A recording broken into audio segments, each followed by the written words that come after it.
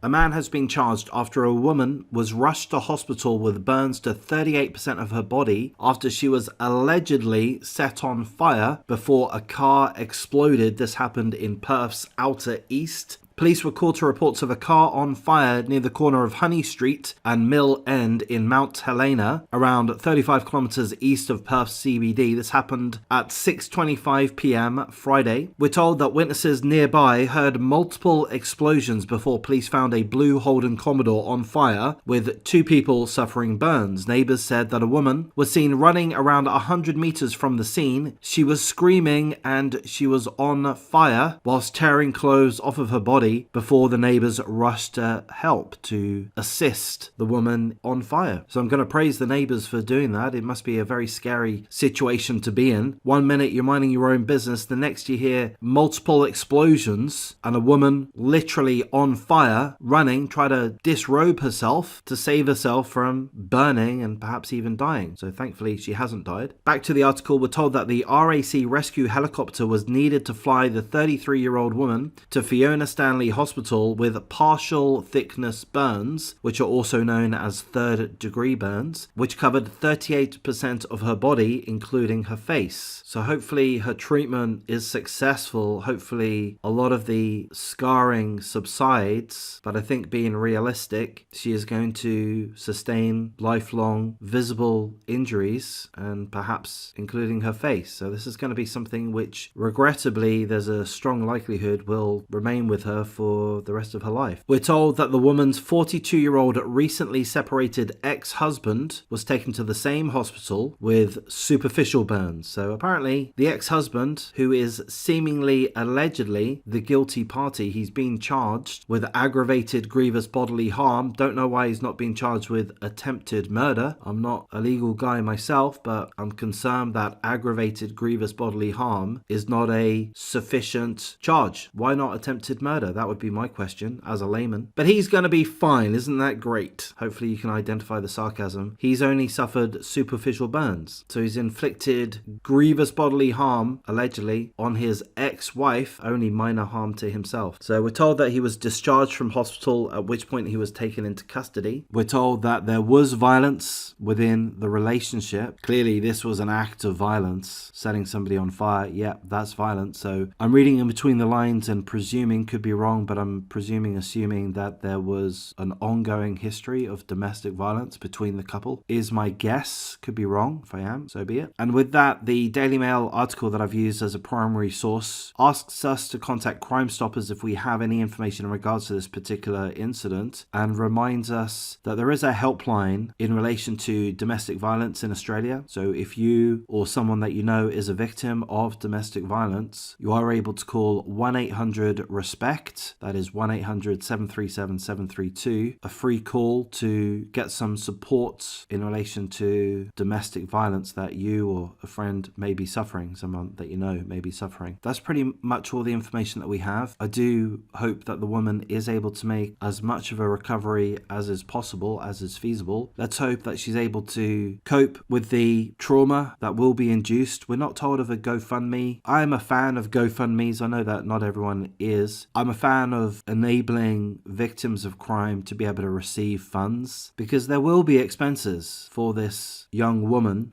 We don't know her name. We know that she's 33 years of age. We know that she's a mother of 3. She's going to have increased incurred costs. We don't know if she works, but she might well lose her job. I would imagine there's a high possibility of somebody who's a victim of a crime like this, not only because they're going to need to take off a significant amount of time from work, perhaps on an ongoing basis to receive treatment for their injuries, but also because these injuries are going to have a visual impact. The reality is that if a victim of this type of crime, who is severely burned on the face, if they are in a customer-facing job, a lot of employers will balk at continuing employment. They'll fear that the disfigurement, the scarring, may upset some level of customers. So it's a very, very damaging position to be in. Of course, her children are going to be suffering too. They know know that daddy tried to kill mummy. That's traumatic. They know that mummy has been severely hurt, disfigured to some extent, in need of ongoing treatment. I can imagine that's very, very harmful to a young child's mind. So I hope that they do get all of the support that they need. If you guys are aware of a GoFundMe, point me in the right direction. Happy to pin a link in the notes section. I'm sure the investigation will go ahead. My guess, my assumption is that the man that has been arrested, 42 years of age, the ex-husband, my guess is that he is 100% guilty. Could be wrong, of course. He hasn't faced a trial yet, but that would be my assumption. I would think it's a pretty clear-cut case, and I would hope that he faces appropriate charges. Maybe I'm wrong, but I'm just fearful that the charge of aggravated grievous bodily harm isn't severe enough. That's my fear. As long as he gets adequate punishment, which ought to be an incredibly long amount of time in jail, he should also undergo a psychiatric examination, in my opinion. Why would he do this? What's the motive? Well, I mean, they've gone through a divorce, they're separated, perhaps there's a custody dispute, perhaps he's entitled to feel aggrieved in regards to whatever dispute they have, but there is certainly no justification for acting in a violent way, and especially not in these, I'm going to say, murderous ways. Allegedly, he set her on fire purposefully, multiple explosions going off. So we don't know what those explosions were. Is that the car in the process of